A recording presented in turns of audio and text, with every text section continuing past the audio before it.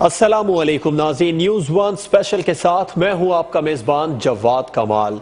आज से 25 साल पहले 25 मार्च 1992 को पाकिस्तान पहली मर्तबा one day international cricket world cup का चैंपियन बना था। 25 साल गुजर गए, आज सिल्वर जुबली तकरीबात होनी चाहिए थी पाकिस्तान क्रिकेट बोर्ड की जानिब से। और इसके अलावा सबसे जो अहम बात यह है कि 25 साल के दौरान में पाकिस्तान दोबारा वनडे का आलमी चैंपियन नहीं बन सका। एक दफा हमने फाइनल जरूर खेला 1999 के क्रिकेट वर्ल्ड कप का, मगर उसके बाद में पाकिस्तानी टीम अगले राउंड में भी नहीं जा सकी। 2011 के वर्ल्ड कप में हमने खेला था सेमीफाइनल, मगर अच्छी कारकर्दगी का मुजाहरा उसमें भी देखने में नहीं मिला था। पाकिस्तान क्रिकेट क्या एक बार फिर से अपने उरूज पर पहुंचेगी? क्या पाकिस्तान एक बार फिर से क्रिकेट की हुक्मरानी का ताज अपने सर सजाएगा? और उस वक्त क्या खुशियां थी, क्या मूवमेंट थे और किस तरीके से टीम को आगे लेकर जाया गया पाकिस्तान क्रिकेट बोर्ड की जानिब से और पाकिस्तानी खिलाड़ियों की जानिब से, कप्तान की जानिब से, इस तमाम तर सूरत हाल पर बात करेंगे। हमारे साथ प्रोग्राम में मौजूद हैं सीनियर तज्जियाकार स्पोर्ट्स एनालिस्ट मिर्जा इकबाल बेग साहब। इसके अलावा पाकिस्तान क्रिकेट बोर्ड के साबिक चेयरमैन खालिद महमूद साहब भी हमारे साथ मौजूद होंगे। आप पाकिस्तान क्रिकेट बोर्ड के साथ 70 की दिहाई से वाबस्ता हैं, आपसे बात करेंगे। अपने मेहमानों से बाकायदा गुफ्तगू का आगाज करने से पहले 1992 की वर्ल्ड कप की फतह के हवाले से एक न्यूज पैकेज आप देखें। कौमी टीम इब्तदाई नाकामियों के बाद गिरते पड़ते वर्ल्ड कप के नॉकआउट मरहले में पहुंची।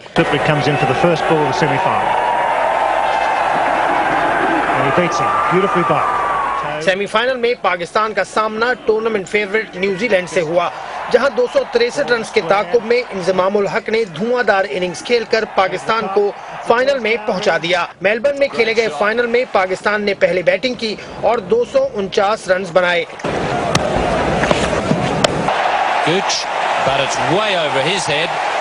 इमरान खान ने 72, मियादाद ने 58 रन बनाए।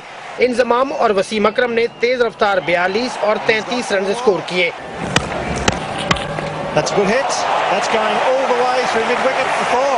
हदफ के ताकुब में 3 विकेटें 69 रन पर खोने के बाद इंग्लैंड की टीम मुश्किलात में घिर गई। 141 के मजमूई स्कोर पर वसीम अकरम ने 2 जादुई गेंदें की और यके बाद दीगरे पहले एलन लैम और फिर क्रिस लुइस को बोल्ड करके पाकिस्तान को फतह की नवीद सुना दी।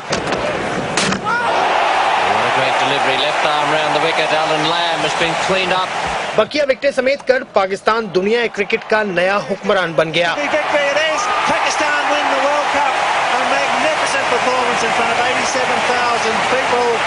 वसीम अकरम को शानदार ऑलराउंड कारकर्दगी पर मैच का बेहतरीन खिलाड़ी करार दिया गया। किया कि जब तक एक टीम हार नहीं मानती, हार उसको हरा नहीं सकती। ये सोचना चाहिए कि क्यों एक ही वर्ल्ड कप जीता हमने। 5 या 6 इलाकाई टीम के अंदर अगर हम क्रिकेट करें, यहाँ इतना टैलेंट है कि ये स्ट्रक्चर ठीक करने से ही ये पाकिस्तान बार बार वर्ल्ड कप जीतेगा। मेरे लिए और सब पाकिस्तानियों के लिए जिन्होंने 92 वर्ल्ड कप देखा, आज का दिन हम फाइनल जीते थे। I'm 50 now, but I still remember like it was yesterday. सबसे बड़ी विक्ट्री है पाकिस्तान क्रिकेट की। मैं मैन ऑफ द मैच हुआ तो मेरे लिए वो भी बहुत बड़ी मोमेंट थी। फिर उसके बाद हम फाइनल जीत गए, तो फाइनल जीतने से तो खैर बड़ी कुछ भी नहीं थी। हमारी टीम में ना इत्तेफाक था। यादें जो हैं वो हमेशा ताज़ा रहती हैं हमारे जहनों में, और स्पेशली फाइनल जिस तरह हम जीते थे, फाइनल पहला वर्ल्ड कप था। आज भी 92 के वर्ल्ड कप को याद करते हैं, और जो फाइनल में मैंने 3 आउट किए थे, और मुझे याद है ग्राहम हिक बहुत फॉर्म में थे कि वो गुगली आज भी मशहूर है। न्यूज पैकेज आपने देखा, खिलाड़ियों ने तासुरात का इजहार किया, कहा कि कितना इत्तेफाक था टीम में और आज भी वो यादें ताज़ा हैं। पाकिस्तानी क्रिकेट बिल्कुल जवाल का शिकार हो गई, कैसे हो गई, किस तरीके से पाकिस्तान क्रिकेट दोबारा ऊपर जाएगी और क्या हम माजी की खुशियों को याद करते रहेंगे, इतना काफ़ी होगा? सबसे जो बड़ी और अहम बात है वो ये कि पाकिस्तानी क्रिकेट बोर्ड की जानिब से कोई तकरीब का एहतमाम नहीं किया गया। मिर्जा इकबाल बेग साहब, क्रिकेट बोर्ड से अगर मौक़िफ़ जानने की कोशिश करें तो वो ये कहते हैं कि हमने इमरान खान को इनवाइट किया था, तो क्या उन्होंने इनकार किया? तो बाकी दीगर प्लेयर भी तो थे, जावेद मियादाद, वसीम अकरम, मुश्ताक अहमद और जितना भी 92 का स्क्वाड था, उन्हें बुलाते, तकरीब करते, क्यों नहीं की गई? बहुत बहुत शुक्रिया जवाद। और अगर हकीकत की निगाह से देखा जाए तो पाकिस्तान क्रिकेट बोर्ड ने कोई ऐसा प्रेस रिलीज जारी नहीं किया जिसमें वो ये कहे कि हमने इमरान खान को बुलाया था और वो नहीं आए। दरअसल आपको पता है कि सियासी रकाबत इमरान खान एक तरफ और पाकिस्तान क्रिकेट बोर्ड के पेटर्न चीफ वजीर आजम नवाज शरीफ साहब एक तरफ, तो ये सियासी रकाबत है। हालांकि अगर मैं माजी की तरफ जाऊं तो 25 मार्च 1992 को जब वर्ल्ड कप जीतकर पाकिस्तानी क्रिकेट टीम वतन वापस आई और प्राइम मिनिस्टर हाउस में उस वक्त के वजीर आजम नवाज शरीफ साहब ने टीम को मदऊ किया, तो मुझे अच्छी तरह से याद है कि एक अंग्रेजी चैनल के कॉरेस्पॉन्डेंट ने जब बात की वजीर आजम साहब से, तो वजीर आजम ने उनको कहा कि मैं तो इमरान खान को कहता हूं कि आप सियासत में आए, लेकिन ये नहीं आते। तो किसे पता था कि 25 साल के बाद सियासी रकाबत इतनी ज्यादा हो जाएगी कि एक दूसरे को बर्दाश्त करने का हौसला कम हो जाएगा और उसकी वजह से ये सिल्वर जुबली जो है पाकिस्तान क्रिकेट बोर्ड नहीं मनाएगा। मैं समझता हूं नजम सेठी साहब शाह से ज्यादा शाह के वफादार बनने की कोशिश कर रहे हैं। शहरयार खान साहब ने कोशिश की थी, लेकिन फिर सेठी साहब ने, जो मेरे जराए, सेठी साहब ने कहा कि देखें इसमें बदमजगी हो जाएगी, इमरान को बुलाना पड़ेगा। और आपको पता है कि सेठी साहब को चूंकि प्राइम मिनिस्टर साहब ने नॉमिनेट किया है, तो इस तरह का उन्होंने खतरा कोई मोल नहीं लिया। हालांकि यह खुशियों की बात थी, यह तनाज़ात से दूर रहने की बात थी, यह मुल्क के सब जलाली परचम के बैनर तले यकजा होने की बात थी। अगर यह तकरीब होती जवाद तो क्या ही अच्छा होता। खालिद महमूद साहब, खेल में सियासत की नफी की बात तो हुकूमत की जानिब से या सियासतदानों की जानिब से की जाती है, मगर आज तकरीब का ना होना इस बात का वाज़ेह सबूत है कि खेल में भी सियासत हो रही है। जी बहुत मेहरबानी। मैं बड़ी तवज्जो से मिर्जा इकबाल बेग साहब की बातें सुन रहा था। मैं उनसे 100% मुत्तफिक हूँ जो कुछ उन्होंने कहा है, और मैं भी यही सोच रहा था। मुझे बड़ा अफसोस हो रहा है, बल्कि हैरानी भी बड़ी है कि हमारा क्रिकेट बोर्ड जो छोटे से छोटे किसी मौका पर और कोई बहाना तलाश करता है तकरीब रूनमा करने का और खाने खिलाने का और पैसे खर्च करने का, वो इतना एक अहम मौका है जिसको उन्होंने बिल्कुल नज़रअंदाज कर दिया। ये बात मैं नहीं समझता कि अगर इमरान खान ने इनकार किया था, वैसे तो रिकॉर्ड पे कोई ऐसी बात नहीं है, लेकिन क्या वर्ल्ड कप जो था वो सिर्फ इमरान खान ही उसमें एक शख्सियत थी? पूरी 11 की टीम थी, उसके अलावा 4 और खिलाड़ी भी थे, फिर उस जमाने के क्रिकेट ऑफिशियल्स थे। ये मुझे बड़े अफसोस से कहना पड़ता है कि 92 का जो वर्ल्ड कप जिस क्रिकेट बोर्ड के तहत जीता गया, उसमें जनरल जाहिद अली अकबर जो थे वो क्रिकेट बोर्ड के सरबराह थे, वो आज भी मौजूद हैं, लाहौर में हैं। उनसे मेरा ख्याल है किसी ने राब्ता भी नहीं किया। उस जमाने के चीफ सिलेक्टर जो थे वो जावेद बरकी थे, और दूसरे सिलेक्टर्स में सलाउद्दीन थे सल्लू जो कराची में होते हैं। एक सिलेक्टर का इंतकाल हो चुका है, डॉक्टर जफर अल्ताफ थे। तो इन तमाम लोगों को मदऊ करना चाहिए था, बुलाना चाहिए था, रौनक लगनी चाहिए थी। ये नहीं है कि ये सिर्फ एक कोई मेला होता और इस तरह की चीज होती। दरअसल जब आप अपने अच्छे लम्हात को याद करते हैं और उसके सिलसिले में खुशी मनाते हैं, तो ये एक टॉनिक होता है कौम के लिए भी, इदारे के लिए भी और मुतल्लिका अशखास के लिए। उससे उनका एतमाद बढ़ता है, उनका मोराल बुलंद होता है और बिल्कुल एक मोटिवेशन मिलती है। और 2015 के वर्ल्ड कप की तकरीब हुई थी, उसमें तो पाकिस्तान क्रिकेट बोर्ड ने तकरीब की थी, मगर इमरान खान को इनवाइट नहीं किया गया था। तो अगर ना करते तकरीब तो करते। बहरहाल क्रिकेट बोर्ड ने जो किया इस पर तो बात हुई। जरा 92 वर्ल्ड कप की थोड़ी सी यादों का जिक्र कर लेते हैं। टीम कैसे बना करती थी, कप्तान का कितना अमल दखल हुआ करता था, पाकिस्तान क्रिकेट बोर्ड का कितना इन्फ्लुएंस था। मिर्जा इकबाल बेग साहब, किस तरीके से टीम की सिलेक्शन होती थी? क्या कप्तान को की मदाखलत शामिल होती थी टीम की सिलेक्शन में? और अब कितना फर्क है उस वक्त की सिलेक्शन में और अब की सिलेक्शन में? देखिए, उस वक्त जवाद इमरान खान जो थे वो होल सोल थे, वो इमरान खान ही टीम का सिलेक्शन किया करते थे। मुझे याद है कि खालिद महमूद साहब उस वक्त पाकिस्तान क्रिकेट बोर्ड जो था वो BCCP कहलाता था, board of control for cricket in Pakistan. तो खालिद महमूद साहब उसकी एग्जीक्यूटिव काउंसिल के मेंबर भी थे, क्योंकि ये लाहौर सिटी क्रिकेट एसोसिएशन के उस वक्त प्रेसिडेंट भी रहे थे। लेकिन जो सिलेक्शन होती थी वो फिर उसके बाद जाती थी एग्जीक्यूटिव काउंसिल की मंजूरी के लिए, लेकिन बराए नाम होती थी। खालिद महमूद साहब वसीम बारी का नाम भूल गए। वसीम बारी भी उस सिलेक्शन कमेटी में शामिल थे। जावेद बरकी साहब उस सिलेक्शन कमेटी के चेयरमैन थे, और चूंकि जावेद बरकी साहब इमरान खान के कजन भी हैं, तो जावेद बरकी और इमरान खान एक ही वेव लेंथ पर थे। इमरान ने जिस लड़के के लिए उनसे कहा, उन्होंने सेलेक्ट किया। इसकी मैं मिसाल आपको दूं कि एजाज अहमद के लिए इमरान खान ने कहा कि मुझे 14 रुकनी टीम में चाहिए। सिलेक्शन कमेटी ने मना किया, लेकिन इमरान खान ने कहा कि नहीं, मुझे एजाज अहमद फील्डर चाहिए, क्योंकि मैं चाहता हूं कि हमारे पास बेहतरीन फील्डर हो। और फिर जावेद बरकी और उनकी सिलेक्शन कमेटी ने सरे तस्लीम खम किया और एजाज अहमद पाकिस्तानी टीम में सेलेक्ट हुए। उस वक्त कप्तान की से बहुत होती थी, क्योंकि इमरान खान फ्रंट से लीड करते थे, फिर वो जिम्मेदारी भी कबूल करते थे। अगर टीम हार जाती थी वो खिलाड़ियों पर निगाह भी रखते थे। आप देखें ना कि इंजमामुल हक जैसा खिलाड़ी जिसने नवंबर 1990 में अपना इंटरनेशनल कैरियर शुरू किया, वो उसी वर्ल्ड कप में उभर कर सामने आया। इमरान खान बड़ा कॉन्फिडेंस करते थे खिलाड़ियों पर, और आप इससे अंदाजा लगाएं कि इमरान ने सेमीफाइनल से कबल जो न्यूजीलैंड के खिलाफ था, इंजमामुल हक को कहा। इंजमामुल हक के रूममेट थे वसीम हैदर, जो 3 वनडे खेले और इस वक्त कौमी सिलेक्शन कमेटी के वो रुकन है।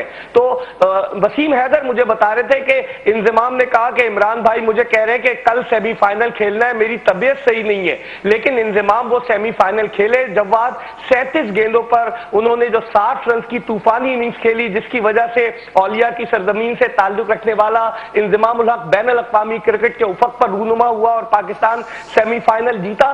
तो बहुत सारी चीजें थी, और आपकी उसी बात की तरफ वापस आता हूं कि कप्तान उस वक्त जौहरी की निगाह रखता था, और कप्तान का से बहुत ज्यादा था। आप देखें जो उस वक्त के क्रिकेट बोर्ड के चेयरमैन थे lieutenant general retired Zahid Ali Akbar, वो भी इमरान खान के कजन है। तो 3 कजन 3 मुख्तलिफ ओहदों पर फायज थे, और इमरान खान की तो बात ही क्या थी। बिल्कुल जौहरी किरदार था। इमरान खान के रिश्तेदार भी क्रिकेट बोर्ड से काफी हद तक वाबस्ता थे। खालिद महमूद साहब, क्रिकेट बोर्ड क्या रोल प्ले करता था जब सिलेक्शन कमेटी और कप्तान के मामलात में कप्तान कहता था मुझे ये खिलाड़ी चाहिए या मुझे ये खिलाड़ी नहीं चाहिए? मैं पहले तो कॉम्प्लीमेंट करना चाहता हूं मिर्जा इकबाल बेग को। ये अगरचे क्रिकेट बोर्ड का हिस्सा नहीं थे और उसकी कार्रवाई का भी हिस्सा नहीं थे, लेकिन मैं इनकी मालूमात पे बड़ा हैरान भी हो रहा हूं, बड़ा मुतासिर भी हो रहा हूं कि बिल्कुल इनको हर चीज़ की खबर थी। सिर्फ एक जगह थोड़ी सी, ये चूंकि 25 साल हो चुके हैं, वहां मैं उनसे इतफाक नहीं करता।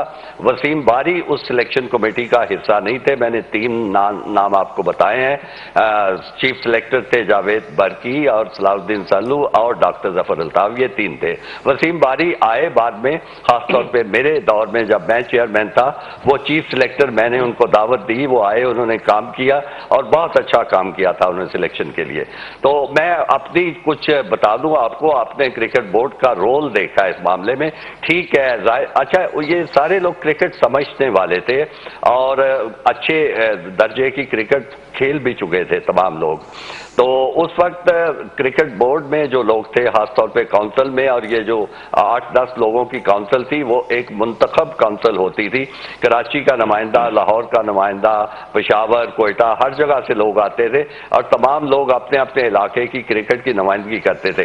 तो ये मैं आपको बात बता दूं, अगरचे जनरल जाहिद अली अकबर इस बात के खुद कायल थे कि जो जिस कप्तान ने टीम को खिलाना है उसको पूरी बैकिंग और पूरी सपोर्ट दी जानी चाहिए, ये उनकी सोच थी। लेकिन ये उसी तरह सोच जो थी वो पूरी काउंसिल की भी थी, मसलन मेरी जाती सोच भी थी। जब भी वहां पे ये कोई इशू आता और चीफ सेलेक्टर तो खालिद महमूद साहब, आप क्रिकेट बोर्ड के साथ एक अरसा वाबस्ता भी रहे, तो क्या वजह आई कि फिर ये इस सोच को तब्दील कर दिया गया कि कप्तान अगर सब कुछ मामलात लेके चले, क्योंकि वो फिर ओन भी करता है, वो जवाब भी देता है, तो बाद में ये सब क्यों तब्दील कर दिया गया? सिलेक्शन कमेटी बड़ी हो गई जी जी, ये सब कुछ तब्दील होता चला गया। वजह ये थी कि पहले मैंने जैसे आपको अर्ज किया कि क्रिकेट को समझने वाले लोग थे, लेकिन बदकिस्मती से मौजूदा सदी में जितने भी जो लोग आए हैं उनमें से थोड़े लोग थे जिनको क्रिकेट की समझ थी। मसलन मौजूदा जो सेटअप आप देख लें, उसके बारे में मैं तबसरा नहीं करता, मिर्जा इकबाल बेग भी साथ मौजूद हैं, वो भी सब कुछ जानते हैं। तो इनको पता नहीं है कि कप्तान का क्या स्टेटस होना चाहिए, उसको किस तरह तरह की बैकिंग होनी चाहिए, कैसे सपोर्ट मिलनी चाहिए। मैं तो समझता हूं कि अगर क्रिकेट बोर्ड और उसमें जो उनकी इंतजामिया और खासतौर पर एग्जीक्यूटिव कमेटी, आजकल का जो बोर्ड ऑफ गवर्नर्स है उसका क्या मुकाबला है उस जमाने की एग्जीक्यूटिव कमेटी या एग्जीक्यूटिव काउंसिल जो कहलाती थी, उसमें हर बंदा जो था क्रिकेट से आशना था और वो अपने इलाके की नुमाइंदगी करता था। वो कोई नॉमिनेशन नहीं होती थी कि कोई सरकारी एहलकार आ गया, कोई गवर्नमेंट की तरफ से तकर्रर किसी का हो गया, ऐसी बात नहीं होती थी। इसलिए वो तमाम लोग ही क्रिकेट के खैर खा भी थे, बही खा भी थे, तमाम लोग क्रिकेट के खैर खा थे। यही एक बड़ी वजह बनी कि पाकिस्तान 1992 का वर्ल्ड कप जीता, मगर उसके 4 साल बाद जब 1996 का वर्ल्ड कप हुआ, क्वार्टर फाइनल में टीम में फूट की खबरें सामने आई, इख्तलाफात की खबरें सामने आई। 1999 के वर्ल्ड कप का फाइनल जरूर खेला, हार्ड फेवरेट टीम थी, मजबूत टीम थी, मगर फाइनल में जिस तरीके से पाकिस्तानी टीम शिकस्त का सामना करना पड़ा वो भी सारी दुनिया ने देखा। इस पर बात करेंगे। और कौमी टीम के चीफ सेलेक्टर और साबिक कप्तान 1992 के हीरो इंजमामुल हक ने यह कहा है कि उस वक्त इत्तेफाक था, तो क्या अब इत्तेफाक नहीं है टीम में? इस पर बात एक ब्रेक के बाद होगी।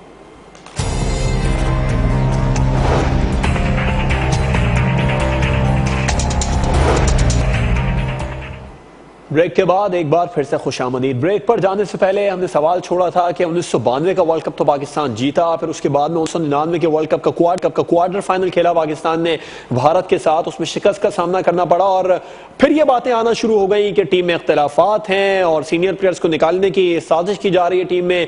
उसके बाद में 1999 का वर्ल्ड कप आता है, उसमें हमने देखा कि टीम बड़ी मजबूत नजर आई, फाइनल तक पहुंची, मगर फाइनल में जो हाल हुआ कौमी टीम का और उसके बाद कई अरसे तक जो हाल रहा वो सारी दुनिया के सामने था। खालिद महमूद साहब, आपकी तरफ आते हैं। 1999-96 में जो इख्तलाफात की बातें आई, फिर वो 99 तक भी नजर आई वर्ल्ड कप में, फाइनल किस तरह पाकिस्तानी टीम हार गई और उसके बाद में आप क्रिकेट बोर्ड के चेयरमैन थे, बड़ा सफाया हुआ था, इंजमाम जैसे प्लेयर तक को ड्रॉप कर दिया गया था टीम से, तो क्या ये सब काफी होता है? देखिए, मैं 92 और 99 का मुकाबला करना चाहूँगा क्योंकि दोनों जो मौके थे उसमें पाकिस्तान की टीम फाइनल में पहुंची। 92 में वो फाइनल जीत गई और 99 में वो फाइनल हार गई। तो मेरी नज़र में बुनियादी फ़र्क जो था वो लीडर का था, कप्तान का फ़र्क था। अब जो इमरान को टीम मिली थी 92 में, वो कोई बहुत मजबूत टीम नहीं थी। उसमें तो वकार यूनुस शामिल नहीं हो सके थे, वो अनफिट हो गए थे, बड़े तेज़ बॉलर थे, उस वक्त अपने प्राइम में थे। और जो नए लड़के आए थे जिसमें इंजमाम था और कुछ एक और दो तीन थे, तो उनसे अभी एतमाद नहीं था, पता नहीं था कि वो कैसे जाके खेलेंगे और वो नतीजा सामने आया। आपको याद होगा कि इब्तदाई मैचों में पाकिस्तान टीम का सिर्फ एक पॉइंट था और मुझे मालूम है कि हर मैच के बाद पाकिस्तान टीम के लिए वापसी की सीटें रिजर्व होती थी कि ये मैच हारेंगे और ये टूर्नामेंट से बाहर हो जाएंगे और वापस चले जाएंगे, इतने खराब हालात थे। लेकिन अब मैं लीडर की बात बताना चाहता हूं, सिर्फ एक वाकया, और ये एक नहीं, उस जमाने के खिलाड़ी ने कई लोगों ने बताया था। मेरा भी प्रोग्राम था उसमें ऑस्ट्रेलिया में जाने का, लेकिन वो रमजान का महीना था तो इसलिए मैंने वो प्रोग्राम खत्म कर दिया था। लेकिन उस टीम के जो खिलाड़ी थे वो बाद में 92 का टूर किया उन्होंने इंग्लैंड का, तो बहुत ही ऐसी बातें पता चली जो कि बड़ी उनकी अहमियत है। इसलिए उनमें से एक बात मैं आपको बताना चाहता हूं आपके सुनने वालों को कि जब पाकिस्तान टीम का एक पॉइंट था और ये खतरा था कि जैसे ही मैच खत्म होगा, मैच हारेगी पाकिस्तान टीम, वो जहाज पे बिठा के उन पाकिस्तान वापस भेजा जाएगा। उस वक्त जो कप्तान था उस जमाने में इमरान खान, वो अपनी टीम से जो बात कर रहा होता था और वो बड़ी वाजे दो टोक अल्फाज में और बड़े बातमाद लहजे में टीम से जो खिताब करता था मैच से पहले, उसका एक खुलासा ये होता था कि मैं तुम्हें यकीन दिलाता हूं कि हम ये वर्ल्ड कप जीत के यहां से जाएंगे, मैं यकीन दिलाता हूं। वो बार बार उनको यकीन दिलाता था और जो खिलाड़ी थे उस टीम के वो अलहदा होकर परेशान भी होते थे और सोचते थे कि ये हमारे कप्तान को क्या हो गया है, कि ये तो नहीं कि इस शिकस्त के खौफ की वजह से उसको बिल्कुल उसकी जो अकल है वो बिल्कुल नहीं उसका साथ दे रही है और वो ये बात कर रहा है कि लीडरशिप की फुकदान कहते हैं ये वजह बनी 96 और मैं ये कहता हूं कि ये जो 99 वाली टीम थी, मुझे खुद इमरान ने जब वो टीम खेल रही थी मुझे कहा कि मैं आपको मुबारक देता हूं कि आपने जो टीम बनाई है वो आज तक जितने भी वर्ल्ड कप की टीमें बनी है पाकिस्तान की उनमें से बेहतरीन टीम है और उसमें कोई शक नहीं। आप ठीक है, अच्छी टीम थी तो वर्ल्ड कप में शिकस्त के फौरन बाद ही वो टीम बिल्कुल ही खत्म कर दी गई है। 6 से 7 बड़े नाम ड्रॉप कर दिए गए थे। वो जी मैं खुद खत्म कर दिया गया तो मैं उसके खत्म होने पे क्या तबसरा कर सकता हूं। मिर्जा इकबाल बेग साहब, आप किस तरह तकाबुल करेंगे 92 के वर्ल्ड कप का और 99 के वर्ल्ड कप की अगर हम बात करें तो वो भी पाकिस्तान को जीतना ही चाहिए था, बातें तो इसी तरह की हो रही थी और बज़ाहिर ऐसा नजर भी आ रहा था। आपको भी लगता है कि लीडरशिप का ही फुकदान था, क्योंकि वसीम अकरम भी एक अच्छे कप्तान थे? जवाब सबसे पहले तो मैं तस्ही करता चलूं ऑन एयर, खालिद महमूद साहब बड़े मेरे मोहतरम हैं और माशाल्लाह हार्वर्ड के पढ़े हुए हैं, सिविल सर्विसेज में रिटायर्ड हुए, पंजाब के मुहतसिब आला रहे, लेकिन उस वक्त थोड़ी सी टाइमिंग गलत हो गई क्योंकि उस वक्त सलाउद्दीन सल्लू जो थे वो सिलेक्शन कमेटी से बाहर हो गए थे और वसीम बारी जो थे, I am sure about it, मैंने सलाउद्दीन सल्लू से भी कंफर्म किया, वसीम बारी उस सिलेक्शन कमेटी में थे, जावेद बरकी, वसीम बारी और डॉक्टर जफर अल्ताफ मरहूम। अब चलते तकाबुल की जानिब। अगर आप तकाबुल करें दोनों टीमों का तो 92 के वर्ल्ड कप की टीम जो थी वो तजुर्बे का और नौजवान खिलाड़ियों का इम्तिजाज थी। अगर तजुर्बे की बात करें उस टीम में इमरान खान, जावेद मियांदाद, वसीम अकरम, सलीम मलिक, रमीज राजा जैसे खिलाड़ी थे और अगर नौजवानों की बात करें तो उस टीम में मोइन खान, मुश्ताक अहमद, एजाज अहमद, उस टीम में आकिब जावेद, उस टीम में जाहिद फजल एक खिलाड़ी आए थे सियालकोट के, वो अब से पारीना बन गए। उस टीम में 2 ऐसे खिलाड़ी थे, इकबाल सिकंदर और वसीम हैदर, जो पाकिस्तान की जानिब से सिर्फ वर्ल्ड कप में वनडे खेले और पाकिस्तान की जानिब से टेस्ट नहीं खेले और ना तजुर्बाकार टीम थी वो as compare to this team, लेकिन उसने मुश्ताक अहमद भी उस टीम में शामिल थे, उसने मैदान मार लिया। 99 की टीम तो बड़ी जबरदस्त टीम थी। 99 के वर्ल्ड कप में रवानगी से कबल उस वक्त के कोच जावेद मियांदाद को हटाया गया। पाकिस्तानी टीम जो थी, खालिद साहब इस बात की तारीफ करेंगे, मुत्तहदा अरब अमारात में खेलने गई थी, कुछ खिलाड़ियों के कोच से इख्तिलाफात हुए, क्या हुआ और कोच को हटा दिया गया और फिर उसके बाद इन्होंने मुश्ताक अहमद को ढूंढा जो इंग्लैंड में थे, वो पाकिस्तानी टीम के साथ अटैच हो गए और 99 की टीम तो बड़ी जबरदस्त थी। जवाब आप एक एक नाम ले, हर खिलाड़ी नगीने की तरह फिट था और लोग समझ रहे थे कि इससे मजबूत टीम आज तक पाकिस्तान की नहीं आई। बदकिस्मती थी, लेकिन बहुत से ऐसे भी अवामिल थे कि अब उनका अगर हम ऑन एयर जिक्र करें तो बहुत सारी एक पेंडोरा बॉक्स खुलेगा, पेंडोरा बॉक्स, और बहुत दूर तक बात जाएगी। ठीक है, बड़ा पेंडोरा बॉक्स खुलेगा। मिर्जा इकबाल बेग साहब, पहले आपसे इस सवाल का जवाब लेता हूं। अगर हम वेस्ट इंडीज की बात करें तो 2 वर्ल्ड कप के बाद काफी अरसे उन्होंने क्रिकेट का उरूज देखा और उसके बाद में ऑस्ट्रेलिया का दौर शुरू हुआ, फिर अब भारत का दौर चल रहा है। पाकिस्तानी क्रिकेट टीम का ऐसा दौर कभी नहीं आया। इस पर बात होगी एक ब्रेक के बाद। हमारे साथ रहिए।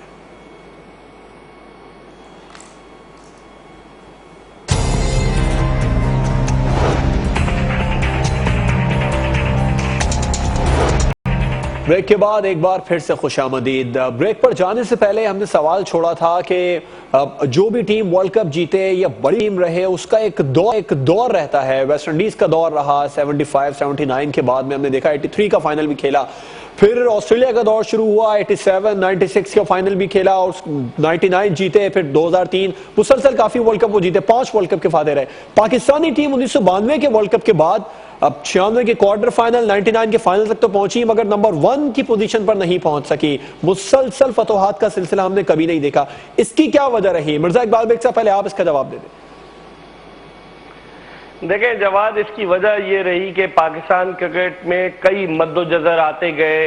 2003 में आपने खुद जिक्र किया, मैं खुद था साउथ अफ्रीका में वर्ल्ड कप में, पाकिस्तानी टीम जो है वो सुपर 8 मरहले के लिए भी सुपर 6 के लिए भी क्वालिफाई नहीं कर सकी। फिर 2007 में जब इंजमामुल हक ने वनडे क्रिकेट को खैरबाद कहा, वेस्ट इंडीज में जो वर्ल्ड कप हुआ हम आयरलैंड से हार गए, कोच बॉब वुलमर अपनी जान से हाथ धो बैठे, दबाव की वजह से था, क्या था, बहुत सारी थ्योरीज थी और फिर उसमें भी हम सुपर 8 मरहले में क्वालिफाई नहीं कर सके। मैं समझता हूं कि वो जो इंटरनल पॉलिटिक्स थी ना उस जमाने में क्रिकेट की, उसकी वजह से पाकिस्तानी क्रिकेट टीम की कारकर्दगी मुतासिर हुई, क्योंकि 2003 के वर्ल्ड कप में वसीम अकरम को कप्तान बनाने जा रहे थे उस वक्त के chairman lieutenant general retired Tauqeer Zia, लेकिन चूंकि जस्टिस कय्यूम कमीशन की रिपोर्ट में था कि वसीम अकरम को किसी ओहदे पर फायज न किया जाए, तो आखिरी लम्हे पर वकार यूनुस को फिर उन्होंने कप्तान बनाया। इसी तरह 2007 इंजमामुल हक का आखिरी वर्ल्ड कप था, उसमें भी बहुत सारी चीजें हुई, तो पाकिस्तान की कारकर्दगी जवाल की तरफ रही इन दोनों वर्ल्ड कप्स में। लेकिन 2011 में हम सेमीफाइनल में पहुंचे, शाहिद आफरीदी कप्तान थे, भारत से हार गए, कोई तवक्को नहीं कर रहा था हम क्यों हारे, और फिर 2015 भी सबके सामने। तो पाकिस्तान क्रिकेट जो है वो बजाय बुलंदी की तरफ जाने के पस्ती की तरफ आई है। खालिद महमूद साहब, आप क्या वजह समझते हैं? ऐसा महसूस होता है कि 1992 के बाद कप्तानी की एक दौड़ शुरू हो गई थी, जावेद मियांदाद को कप्तान बनाने के खिलाफ बातें सामने आई, फिर वसीम वकार के झगड़े हमने देखे, उसके बाद अगर और आगे बढ़े थोड़ा सा ज्यादा तो यूनुस खान जब कप्तान बने तो उनकी कप्तानी के खिलाफ भी जो बातें हुई थी कि हलफ लिए गए मोहम्मद यूसुफ और बाकी तमाम खिलाड़ियों ने, फिर शायद आफरीदी कप्तान बने तो उनको भी कप्तानी से हटाने के लिए कप्तानी की दौड़ तो वजह नहीं बनी। मेरा ख्याल है अगर इसको जरा वसीता तनाजुर में देखा जाए पूरे मामले को वाइडर कॉन्टेक्स्ट में, तो आपको एक चीज नजर आएगी कि जो एशियन टीमें हैं वो उनमें से 3 जो है एक दफा वर्ल्ड कप जीती हैं, इंडिया ने 2 दफा जीता है। वो इन टीमों में प्रोफेशनलिज्म जो है वो उस किस्म का नजर नहीं आता जिस तरह ऑस्ट्रेलिया में है या जैसे पहले वेस्ट इंडीज में होता था। अब देखिए श्रीलंका की टीम भी 96 में वर्ल्ड कप जीती थी, लेकिन उसके बाद वो कभी भी उसकी कोई खास नुमाया कारकर्दगी मगर सर श्रीलंका की टीम ने उसके बाद में अपनी टीम को मनवाया, काफी इवेंट जीते, 2007 का फाइनल भी खेला, T20 वर्ल्ड कप के जो पाकिस्तान जो 2009 में जीता वो भी खेला, 2012 के T20 वर्ल्ड कप का फाइनल भी खेला और 2011 के वर्ल्ड कप का फाइनल भी खेला था। श्रीलंका की टीम नजर आई काफी ज्यादा इवेंट्स के फाइनल में। ठीक है, उस लिहाज से और भारत ने भी बहुत इंप्रूव किया। अभी देखिए धोनीइज्म पे आईसीसी कहती है कि 12th ईयर ऑफ धोनीइज्म। जी पाकिस्तान ने T20 जो था वर्ल्ड कप वो भी जीता, इस तरह तो है, लेकिन ये वो कामयाबियां हैं वो उस तरह की कंसिस्टेंट नहीं है जैसे कि ऑस्ट्रेलिया टीम दिखाती है, या वो वर्ल्ड कप जीतती रही है या फाइनल तक पहुंचती रही है, अक्सर बेशतर ऐसे होता रहा है। तो इसकी बुनियादी वजह है कि हमारी जो अप्रोच है और हमारा प्रोफेशनलिज्म है वो उस पर सवालिया निशान है। मैं तो यही बुनियाद समझता हूँ। बाकी आप कप्तानों की बात कर रहे हैं, वो ठीक है, वो सियासत भी आती है, कप्तानी की दौड़ भी लगी होती है, खैंचा तानी भी होती रहती है। अभी मिर्जा इकबाल बेग बता रहे थे कि 2003 में वसीम को बनाने का ख्याल था, लेकिन वो मलिक कय्यूम कमीशन जो था और उनकी रिपोर्ट आड़े आई, तो वो आड़े तो वकार यूनुस के भी आ जानी चाहिए थी क्योंकि उनका नाम भी उसी फहरिस्त में शामिल था। तो ये मुझे तो कम से कम वो जो सारे फैसले हुए और जिस तरह टीमें बनती रहीं, जिस तरह कप्तान बनते रहे, जिस तरह क्रिकेट बोर्ड ठीक है, लॉबीइज्म एक बड़ी वजह है। एक मुख्तसर, टाइम बहुत कम है मिर्जा इकबाल बेग साहब, खालिद महमूद साहब, एक मुख्तसर जवाब आप लोगों से लेना चाहूंगा। पाकिस्तानी क्रिकेट टीम और जिस तरह 92 के वर्ल्ड कप में उरूज पर रही, उसके बाद मुसलसल जवाल पजीर होना शुरू हुई और अब जो नाम लिया जा रहा है आजकल स्पॉट फिक्सिंग का, क्या ये उनसर ये एक बड़ी वजह तो नहीं रही? ये बला जो पाकिस्तान क्रिकेट में दाखिल हुई पाकिस्तान क्रिकेट के जवाल का सबब नहीं बनी? मुख्तसर जवाब मिर्जा इकबाल बेग साहब आप देंगे। देखिए ये एडहॉकिज्म 99 में 17 जुलाई 1999 के बाद से आप चेयरमैन देखें, खालिद महमूद साहब के बाद Mujibur Rahman, doctor Zafar Altaf, lieutenant general retired Tauqeer Zia, Shahryar Khan, doctor Naseem Ashraf, Ejaz Butt, उसके बाद जका अशरफ, फिर नजम सेठी, फिर शहरियार खान। तो ये सारी जो सियासत सरायत कर गई कि धड़ाधड़ चेयरमैन बदलते रहे और फिर पाकिस्तान क्रिकेट में जो तकर्रुर होने लगा क्रिकेट बोर्ड के जो चेयरमैन का, वो सियासत की बुनियाद पर, पसंद नापसंद की बुनियाद पर हुआ, मेरिट की बुनियाद पर नहीं हुआ, जिससे पाकिस्तान क्रिकेट जवाल पजीर। ठीक है।